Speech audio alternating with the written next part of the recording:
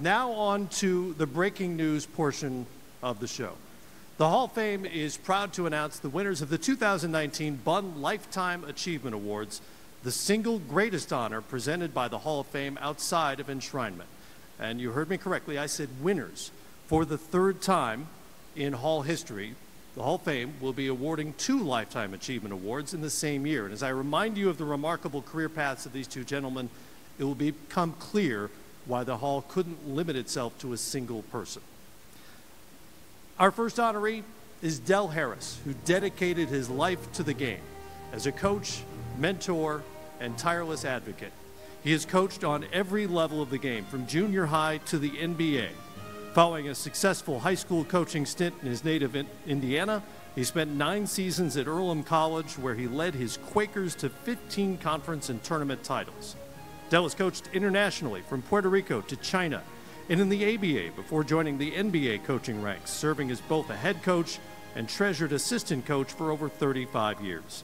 He led the Houston Rockets to the NBA Finals in 1981 and had successful tenures as head coach of the Milwaukee Bucks and LA Lakers, where he was recognized as NBA Coach of the Year in 1995. He was a key assistant in Dallas, Chicago, and New Jersey, and even in the NBA D-League with the Texas Legends. A deeply spiritual man, he has been honored with the Jerry Colangelo Award for Leadership and Character and the John Wooden Keys to Excellence Award. Please join me in recognizing a recipient of the 2019 John Bunn Lifetime Achievement Award, Mr. Del Harris. Our second recipient has an equally remarkable career. In many ways, Harry Glickman's life is the story of the American dream. From humble beginnings, he's now often recognized as the father of professional sports in Oregon. Unlike many of us, he proved that one can succeed in life with a journalism degree, his from the University of Oregon. After graduation, he pursued a career as a sports writer before World War II intervened. Following a 3-year enlistment with the 12th Armored Division, he returned to his native Portland to begin promoting sports and entertainment events. For years, he pursued an NBA franchise for Portland before winning an expansion team for the city in 1970. After successfully putting together the financial backing for the team, he oversaw all business and basketball operations, serving as the team president until his retirement. He was enshrined in the Oregon Sports Hall of Fame in 1986.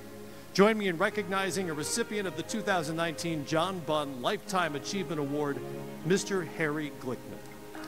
The Naismith Memorial Basketball Hall of Fame annually gives its Kurt Gowdy Media Award to 2 deserving members of the media, one for work in print media, one for electronic media. Our award winner for print journalism began covering the Los Angeles Summer League while still a 20-year-old college student. Following his graduation from Cal State Fullerton, he began covering the NBA full-time in 1994 for the Los Angeles Daily News, covering both the Lakers and the Clippers. He moved to the Dallas Morning News in 1997 to cover the Mavericks and the national basketball scene.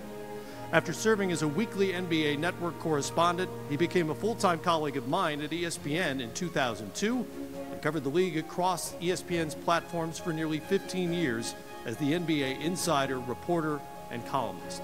He has also written and reported extensively on soccer and tennis. He joined the New York Times in October 2017 and remains one of the most respected reporters and columnists on the NBA beat. Selected as the winner of the 2019 Kurt Gowdy Award for Print Media, Mr. Mark Stein. Our broadcast award winner began his career shortly after graduating from Bradley University.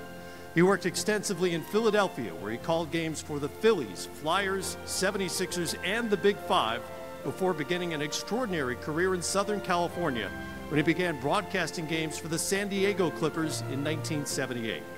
For over 40 years, he has been the voice of Clipper basketball in San Diego and Los Angeles, calling over 3,100 games while working with a variety of co-hosts, including Hall of Famer Bill Walton. Those games should count double. He has been honored with 3 Emmys, a Telly Award, a star on the Hollywood Walk of Fame, and induction into several California Sports Halls of Fame as well. From his signature "Oh Me, Oh My" to Lawler's Law, the simple recognition that the first team to reach 100 points generally wins, his legacy in the broadcasting community in Los Angeles and throughout the Clippers organization will be celebrated for years to come. Join me in recognizing the 2019 Kurt Gowdy Award for Electronic Media, Ralph Lawler. Without further delay, here are the names of the 13 finalists for the Hall of Fame class of 2019 from the North American and Women's Committees. This Texas native began her coaching career in 1962 at Toller High School and went on to a remarkable career covering 51 years at 5 schools. Her primary home was Granbury High in Granbury, Texas. She led her team to 16 state Final Four appearances and won the state high school championship in 1990. While at Calallen High School, with a winning percentage of over 800, she has won more games than any other high school coach, male or female, ending her career with 1,416 wins. She was enshrined in the High School, Texas, and Women's Basketball Halls of Fame and was named the recipient of the Morgan Wooten Lifetime Achievement Award in 2007 by the Naismith Memorial Hall of Fame. She is named a finalist by the Women's Committee as a coach, Lita Andrews. Our next finalist was a dual sport athlete drafted by both the San Francisco Giants and the Hawks in my hometown of St. Louis in 1962. Following a stint in the Giants system, he began his career as an NBA referee, working a remarkable 1,969 regular season games over 28 seasons. Recognized for his excellence on the court, he worked 170 playoff games, 4 NBA All-Star games, and 35 finals games. He went on to serve as the assistant supervisor of officials for the NBA for 3 seasons and was enshrined in both the North Carolina A&T and New York City Basketball Halls of Fame. Selected as a finalist as a referee by the North American Committee, Hugh Evans. This Iowa native followed a stint as a Marine drill instructor with a successful college coaching career, qualifying twice for the NCAA tournament. Moving to the NBA coaching ranks, he began his exceptional career turning franchises in transition into winners. He finished his career ranked 5th among all NBA coaches with 944 wins, including 3 straight 60-win seasons. A 2-time NBA Coach of the Year, he led the Boston Celtics to an NBA title in 1981 and later won the Chuck Daly Lifetime Achievement Award for coaching. Named a finalist by the North America Committee as a coach, Bill Fitch. Raised in Los Angeles, this gentleman was part of John Wooden's final championship team at UCLA. A consensus first-team All-American and National College Player of the Year, he was the 3rd pick in the 1977 NBA draft by the Milwaukee Bucks. This point forward was named All-NBA First Team in 1979 and helped lead his team to 5 division titles. A 5-time All-Star, he finished his career following turns with the Clippers and Warriors. His number will be retired in Milwaukee this season, and today his name appears on the list of Hall of Fame finalists named as a player by the North American Committee, Marcus Johnson.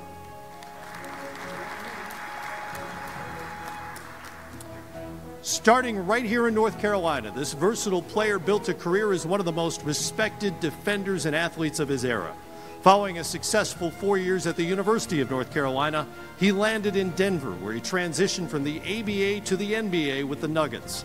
He then moved on to the Philadelphia 76ers for a final 8 seasons as an extraordinary player for the 76ers.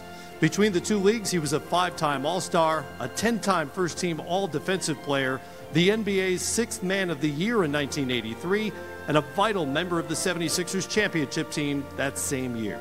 His number 24 has been retired in Philadelphia.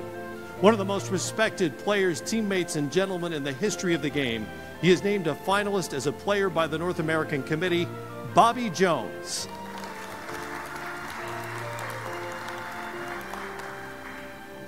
He was a major contributor to the resurrection of the University of Arkansas basketball program, helping lead the Razorbacks to the NCAA Final Four in 1978. The following year, the Bucks drafted him 5th overall, and he would spend 10 of his 11 years in Milwaukee, where he never missed the postseason. A fierce defender, he took home back-to-back NBA Defensive Player of the Year awards and was selected 4 times to the NBA All-Defensive First Team.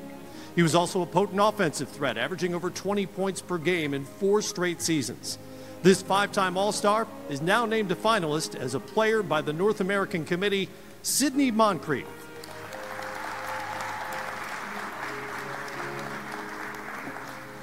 A skilled big man, he starred at Illinois Wesleyan University, where he was a 3-time NAIA All-American and a 2-time Academic All-American. The 8th selection of the 1977 draft, he went on to a historic career with the Seattle Supersonics, where he was named to 7 straight All-Star teams and helped lead the Sonics to the 1979 NBA championship. He finished his career with 5 productive seasons with playoff teams in Milwaukee. His number was retired in Seattle, and he was named to the NAIA Hall of Fame. A threat inside and out, he is selected as a finalist by the North American Committee as a player, Jack Sikma.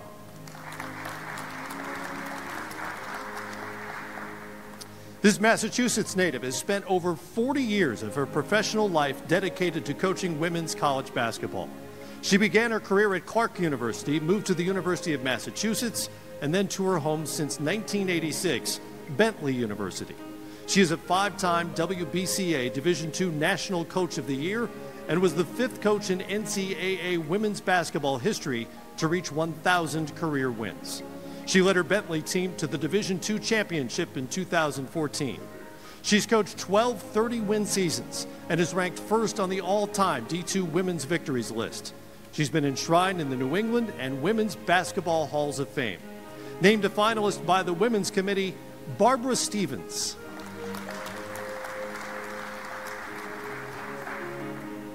His impressive coaching career began back in the 1960s. At the time of his retirement in 2008, he won more than 800 games and made 6 NCAA Elite 8 appearances and 3 Final Fours. He's been recognized by 4 Halls of Fame and was the first coach in NCAA history to lead 4 different schools to the NCAA tournament. He's been selected as a finalist by the North American Committee as a coach, Eddie Sutton.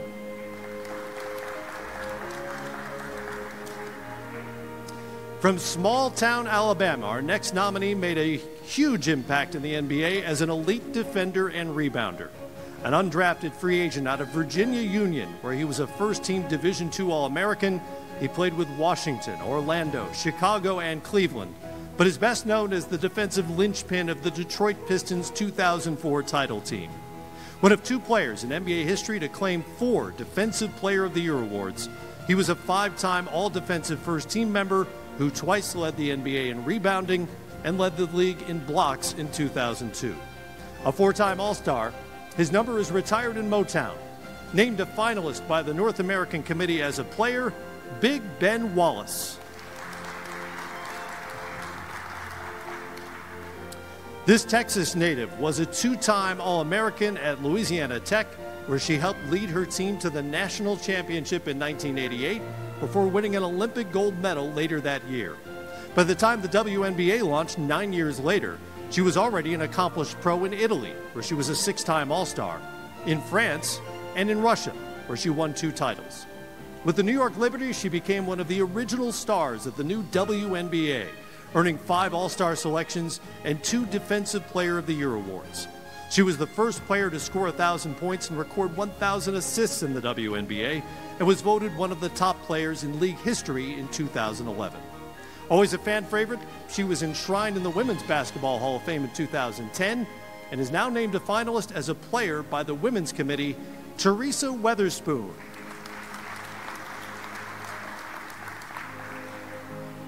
The National High School Player of the Year at Detroit Country Day. This dynamic big man won MVP honors at both the McDonald's and Dapper Dan All-Star Games before launching a game-changing career in nearby Ann Arbor. The centerpiece of the Fab Five, he and his teammates took the basketball world by storm with their style, swagger, and considerable skills. A first-time All-American in 1993, first team I should say, he was the first pick in that year's NBA draft and Rookie of the Year the following season. A 5-time All-Star, he averaged nearly 21 points and 10 boards a game for his career. Today, he is widely recognized for his work with charity and efforts to collect and preserve African-American artifacts. Selected as a finalist by the North American Committee as a player, C-Web, Chris Webber.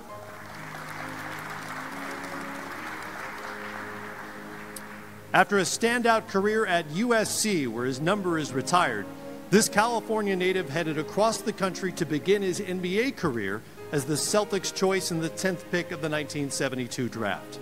After winning a championship in Boston in 1974, he was traded to the Phoenix Suns, where he helped propel the Suns to the franchise's first NBA Finals. His well-rounded game earned him 5 All-Star selections and 3 times landed him on all NBA first teams. Following his playing career, he moved to the bench, where in his first season as a head coach, he led the Suns back to the NBA Finals for the first time since he had played there. His number is retired in Phoenix, and he is a member of the Phoenix Suns Ring of Honor. Selected as a finalist by the North American Committee as a player, Paul Westphal.